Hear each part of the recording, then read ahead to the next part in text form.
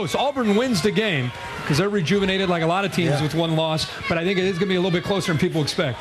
You think big, huh? Yeah, I think the Dogs just really lay down. I'll go Rolls over. So. Absolutely. I don't think that's a big rivalry. They still got a lot of pride. It's at Auburn. Still got some pride. No, it is at Auburn. All right. Big. Well, now to the pleasant surprise in the SEC, the Hogs. And the Hogs have 6 of them. They got 5 offensive linemen who are over 300 pounds. They got a 265-pound tight end.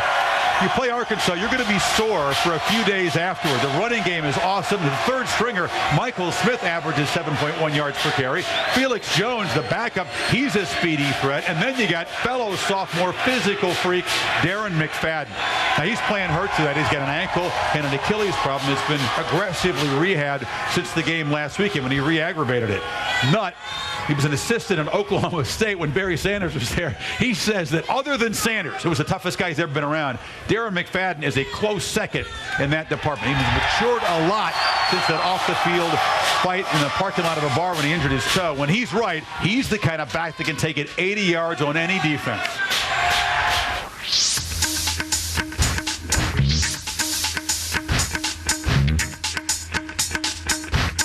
I feel like I'm a physical guy. He's hard-nosed runner, always looking for some contact instead of shaking a person or making a move. He'll run over a corner.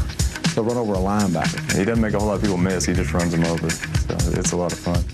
He just hits them and keeps them going. McFadden breaks a tackle. Touchdown, Arkansas! I got breakaway speed, too. People make fun of him for his small legs. But, they've got a lot of power in them. He can turn, 10 yards into 80. Like another gear switch in or something like that. And once they're in an open field, ain't nobody going to catch him. The time it takes for him to get from that first level to the secondary to the end zone, never seen anybody that fast. Darren McFadden will go all the way. Touchdown, Arkansas!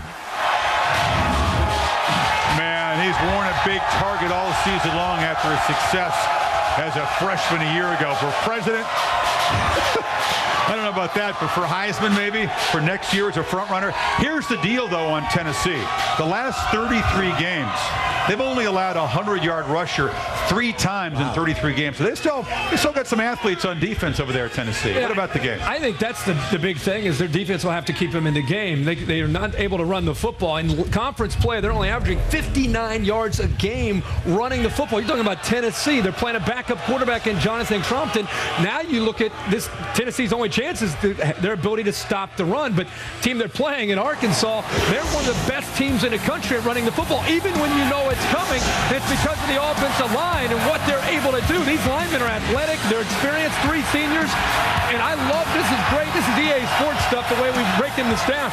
The offensive line is able to create holes because they have great blocking angles, but the acceleration by Darren McFadden for his size is what makes him very, very unique. And Tennessee in their last couple games, 396 yards in their last 2 games in conference play on the ground. So I expect Darren McFadden to have a very good game, take some of the pressure off of the quarterback, Casey Dick. I look for McFadden to go wild tonight. This is an interesting note. Arkansas has won 8 straight games. Only 4 teams in the nation can say that. And the reason why they do it, they win it up front the old-fashioned way.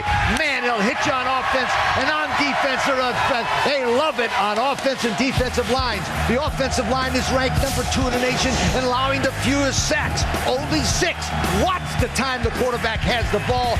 Beautiful play. The defensive line has great unity. All 4 of these guys are from Little Rock, Arkansas. And that's why they play so hard together. Now, this is an opportunity for Arkansas to say, okay, it's in our hands. We want to win this game up front.